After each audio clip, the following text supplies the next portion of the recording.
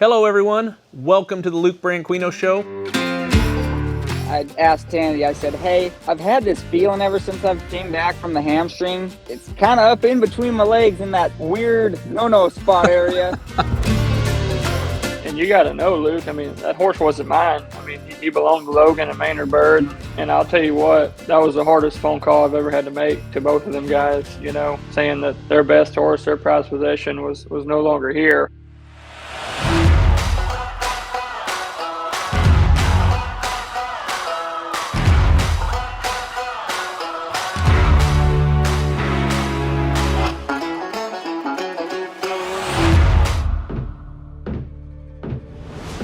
My next guest is the youngest PBR world champion bull rider. Not only is he a bull rider, but he's also a friend. I can remember his first trip down to Cody Lambert's, and him and Justin McBride and Cody were in the table chit-chatting about how to be a winner, and he took it to heart and excelled at it.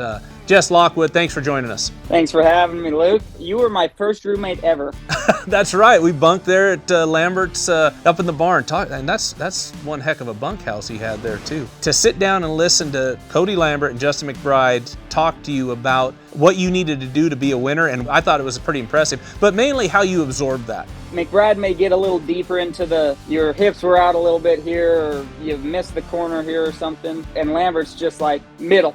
That's where you need to be, middle of the bull. You put those two together, but nothing changes as far as there's one job, and that's riding your dang bulls. You weren't entered in, I don't know if it's Kansas City. You flew up there to take an alternate spot. Is that the right one? Yep, Kansas City. And me and Lambert, if you remember, we talked that week. It's because I was like, I don't know what to do. Because first they told me I had a spot at the UTB. Then, I don't know if it was the day before or 2 days before, they called and said, hey, we messed up. You're the first alternate. So then I asked Cleet, Lambert, should I go to the lower level one and ride and make some points, hopefully, to make sure I'm on tour next weekend, or not miss this shot if someone, is hurt and can't get on there? And he told me, he's like, come to the big one. And I ended up going there, and I didn't get a damn bull all weekend, but I think it meant more going that weekend to kind of just see the atmosphere and see, honestly, how much better them bulls were at that level.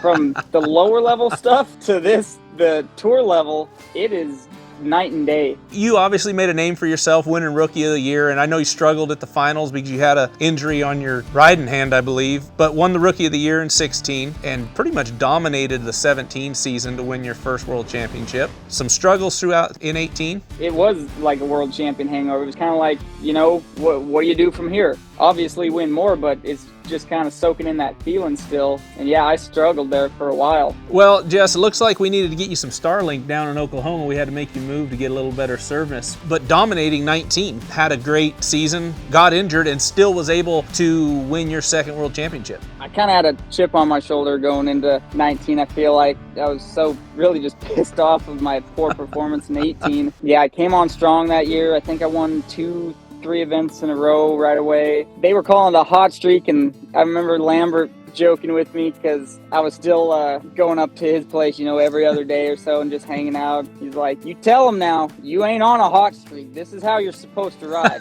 So whenever they say that BS, that you're on a hot streak, you tell them, no, this is just how I ride. I didn't necessarily feel like I was on a hot streak. I was just like, hell, I'm just riding bulls. Even with you getting hurt, you were still able to finish the season strong, and the collarbone didn't quite heal like Tandy wanted it to, right? Break that collarbone, go in and see Tandy 2 days after, and he's like, okay, well, we can't plate it because it's broke close enough to your neck. That piece to plate onto isn't enough to get damn near one screw into, so just lay low, 4 to 6 weeks, you'll be fine. I come back for a 4-week checkup, and he's like, what the hell have you been doing? Nothing, I've been laying low, like you said. And he says that it looks like I broke it yesterday. It hasn't healed whatsoever, so said, well, we'll just see what another 4 weeks does.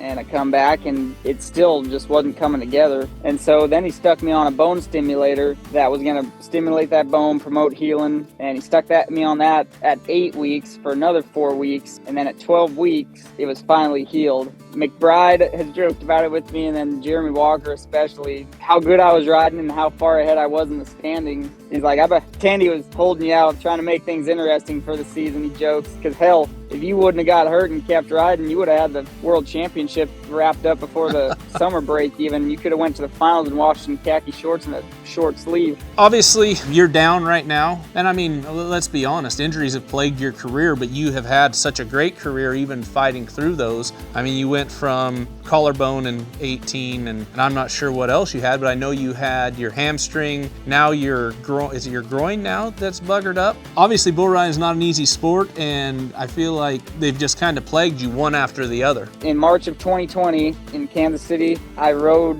I'm Legit 2, Great Bull of JW Hearts, and I was second in the world at that time. Won the short round. I think it bumped me back up to number 1 in the world. Perfectly fine to get off, and in the air, that bull was bucking so hard, and that bull kicked over top of me. As he's coming down, my right foot was kind of going up, catches that bull's flank, and proceeds to slam me into the ground into a split. Tore my hamstring ligaments, tendons, muscle off the bone. It cut them in half halfway down the leg, and that was the big surgery, a 6-month recovery on that. Well, I come back from that in September of 2020. After my first 1 or 2 events, I'm like, why does it feel so weird? Like, riding just seems hard right now. My 3rd or 4th event in from there, I landed on my elbow and I dislocated my shoulder, but it popped right back in. I honestly sat out from beginning of October till the finals that year, healing that up. Come back from there, January of 2021, first bull of the year, I break my jaw. Like, looking back at all this, I'm like, it's because of my riding. Like, I don't know what the hell it is with my riding, but I asked Tandy, I said, hey, I've had this feeling ever since I came back from the hamstring. It's kind of up in between my legs in that weird no-no spot area.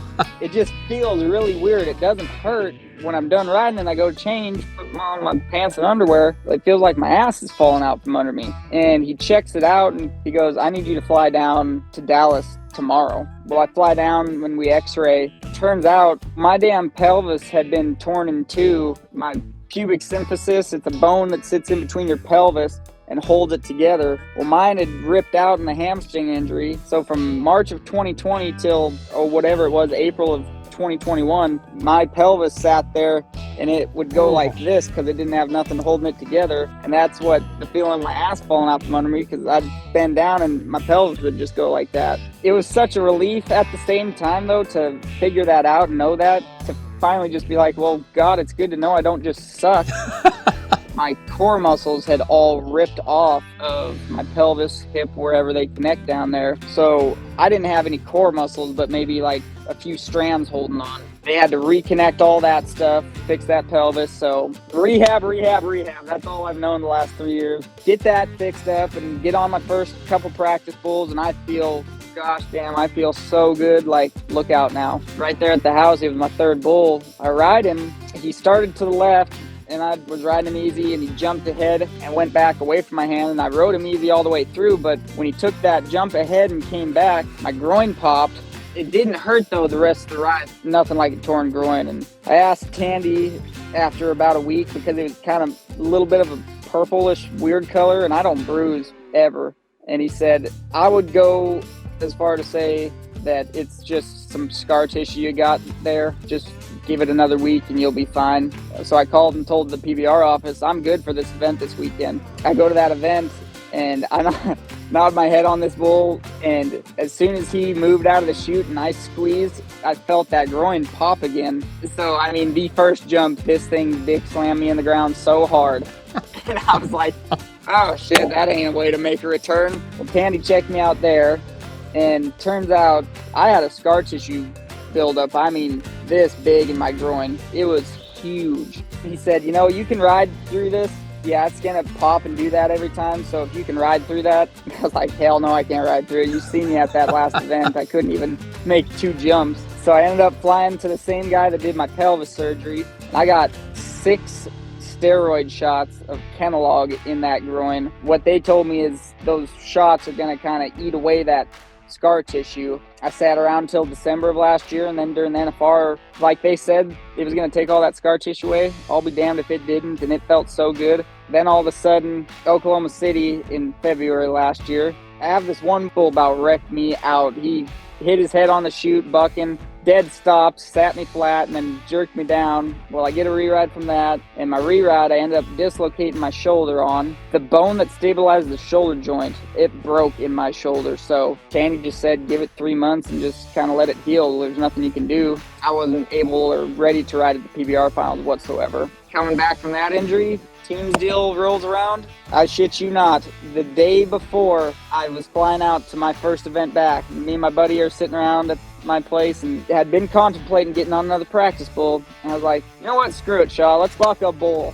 Well, it wasn't until we got him in and I got down there to get in the chute with him. He's one of the less mean ones that we needed to buck, and kind of a nicer bucking one, but he's kind of a dick in the chute. And I slide up and bull goes out, buck's fine. I ride him perfectly fine. My buddy rolls in about 8 seconds, picks him up. I jump off, land on my hands and knees, get away. Like, hell yeah, we survived. And I'm changing my clothes about 30 minutes later. My knee just feels like tired. I'm like, man, I must have kneed up hard on that bull because he was kind of flat spinning. And the next morning it was swollen, so I text Tandy and I'm like, hey, you want to check out my knee at the event? It's just kind of weird feeling, kind of swollen. And he checks me out. He's like, I don't know how you managed it, but you landed so perfect on your hands and knees that your PCL just exploded. I guess if your PCL tears but you have your capsule still, it kind of helps back it up. Well, that exploded too. He said there's about a 40% chance that therapy works without surgery just because of how bad it is. My 6-week checkup with him, you know, everything looked to be healing great. So therapy is working right now and we're trying to get through this one. Jess, we're looking forward to you getting back and healthy. I know my boys are. You know, obviously they're huge fans of yours, and hopefully that team deal takes off and you guys will, you know, dominate in that, and the UTV series will dominate that like you know how to. Thank you, Luke. I appreciate it. It should all be pretty fun, especially when the guy's healthy. All right, bud. Appreciate it. Good luck. I'm excited to speak to our next guest. We're going to visit about going up and down the rodeo road, the trials and tribulations. This guy is a 12-time NFR qualifier, I believe 13 with this year, 2013 world champion calf roper. You know, this guy has over $2.2 million in career earnings. Shane Hanchey, thank you for joining us. Yeah, thanks for having me, Luke. I always looked up to you and what you've done in the rodeo world, and anytime I get a call from you, I'm going to answer it. Well, man, I appreciate it. And I can remember the first year at the national finals where you roped the extras. And I'm like, man, who's this kid? And just wiry and scrappy. And they're like, yeah, you know, this kid, he can get it on, but he's never going to make it because he doesn't have the size. And to see what you have done and accomplished and prove those people wrong, it's been an amazing journey for me to watch for you. Yeah, no, I appreciate it. Yeah, I remember that like it was yesterday, roping the extras in 2008 and 2009 at the finals. And I mean, I wanted to rope the extras because I wanted to know what it was going to feel like when I backed in there for the big money. A lot of people thought I wanted to rope the extras just so I could get a feel for the Thomas and Mack and tell people back home in Louisiana that I roped in there. I never let those guys affect me one way or the other. I knew what kind of horse I had at the time. I knew that he was going to help me on my size difference, and that's the kind of mentality I took going forward, and here we are. I will say this, that the lights are a hell of a lot brighter during the perf than they are when you're roping extras, but it's all good. Sam Duval and I had this conversation, how selfish of a lifestyle it is to be the champion that you need to be in the rodeo arena, and talking about that and going up and down the road and like I said, the trials and tribulations. Every year is different, but really every year is similar, isn't it? One thing that I would like to say is I haven't really looked back on it until this year, but it's been 13 straight, so consecutive national finals. So the longevity for me, I've been very fortunate on staying healthy. And like you said, you know, every year's got different trials and tribulations, but at the end of the day, they're all the same. I mean, it's how you bounce back from adversity. It's how you handle not getting upright. It's how you handle not being able to get traded. I mean, it's how you handle blowing out a tire, running a wheel off. I mean, it's all the same. It's grown me as a person, you know, rodeoing as a whole, and to be able to accomplish what I've accomplished is great inside the arena. But I think now, dude, my work ethic is stronger. Woke up this morning and the first thing I want to do is rope, and I went and roped on 2 young horses at 8 o'clock, and I'm ready to get back after it this evening. You know, it's just something that's always drove me to be who I am is roping. I've always just tried to stay even keel, if I'm doing good or if I'm not doing good, just knowing that it's going to turn around one way or the other if you keep at them. It's when you quit and give up is when things don't go how planned. And an example of it, 2 weeks before the national finals last year, lost a great, animal athlete, a horse that you've had tons of success on, and it's still tough. You bounced back and had a good national finals. Yeah, I would say good with a very, very lowercase g. I was able to win the first round, and what I went through 2 weeks before that, and you got to know, Luke, that horse wasn't mine. He belonged to Logan and Maynard Bird. They've been so fortunate to let me ride their horses, and I'll tell you what, that was the hardest phone call I've ever had to make to both of them guys, saying that their best horse, their prized possession was no longer here due to a heart attack. And I'd had such a great year, was going in number one again, just knew that I had a very good chance of getting another gold buckle. And you know as well as anybody that one of these ain't enough. I wake up every day trying to figure out how I'm going to get the next one. And, for 7 days, I didn't even want to rope. And then something told me one day, hey, Logan's got another great horse. This is kind of how the story is supposed to be written. And I'd only run about 4 or 5 calves on him. And I said, you know what? I'm tired of stressing out, trying to figure out what I'm going to ride. Let's ride Peso. And if you'd have told me I was going to win the first round, man, I'd have told you it's crazy as hell. You're not afraid. You're not pride of ownership. You know you have a good one. You could ride them wherever you need to win. But when that one there that is better or you feel like you could win more, you'll leave yours tied up. And I think that holds a lot of guys back, that pride of ownership. Yeah, that's something that I learned when I was a kid. Growing up, I probably didn't have the best horses, and I tried to rope on them and ride them anyway, and I really didn't win much. And I remember when I was a kid and I first got to ride Riata, Buck, who owned him, that my brother worked for, he said, now you're going to have to pay me mount money. I said, yes, sir. I said, I figured that. And he said, but I'll tell you one thing right now. I said, yes, sir. He said, 25% of something's a whole lot more than 100% of nothing. Ever since then, it's stuck with me, and you damn right. If there's one better and I got a good calf, I'll tie my rope onto whoever will let me. Well, and that's something I've always tried to tell kids at my clinics or guys rodeoing, that have a horse. They may have paid a lot. Hell, I've done it. I've spent almost $100,000 on a horse that I knew would help me get to the national finals. Well, why didn't I ride him there? Because he wasn't the one I felt like I could win on there. There were a lot of horses that were winners in that building. Maybe I didn't ride them all year, but you have to make smart decisions when it comes to that and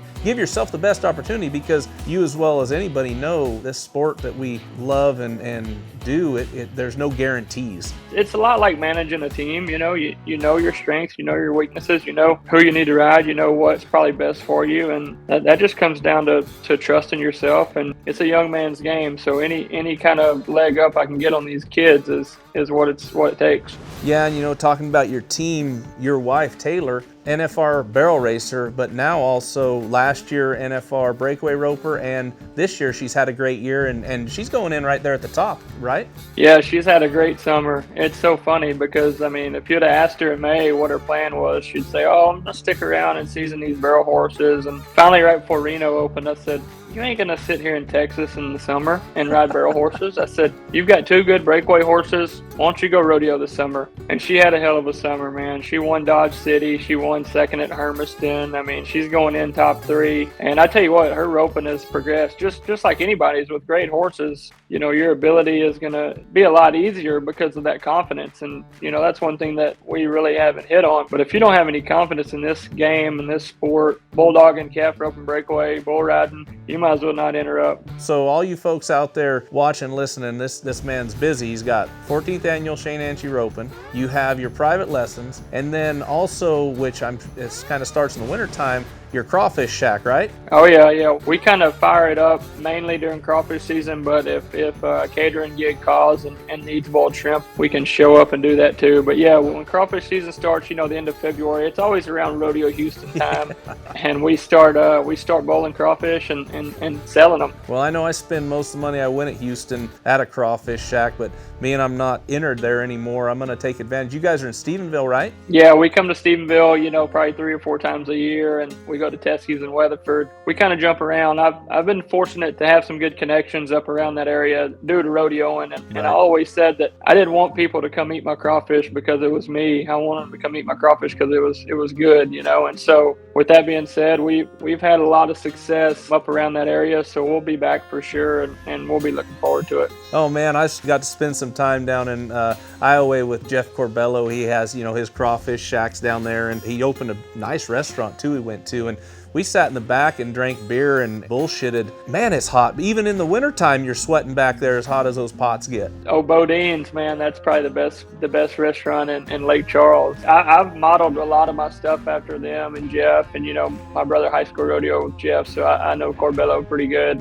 You can always take the boy out of Louisiana. You can't ever take the Louisiana out of the boy. Speaking about the connections you made around that area for your crawfish, and that's rodeo. You can pick up the phone and find somebody that could help you out anywhere, and that's just the network of rodeo. All these relationships outside of the arena, like you said, you can name a state and I can tell you somebody that I've developed a relationship with that I could go, whether it's run a few calves or just get a normal shower, Right. And I really think that people underestimate how valuable that is with rodeo, and that's just part of rodeo and that people don't understand. I mean, everybody watches us on the Cowboy Channel and sees, us winning or losing, but chances are there's a couple people behind the scenes that we're going to go to their house that night. That way our horses can have a good night's rest or something to that effect. Well, Shane, I appreciate you coming on the show, man. Best of luck to you and everything you got going. We'll be rooting for you to get that gold buckle. Like you say, one's never enough, and neither's two. You just keep rolling at them and keep your foot down to the pedal, man.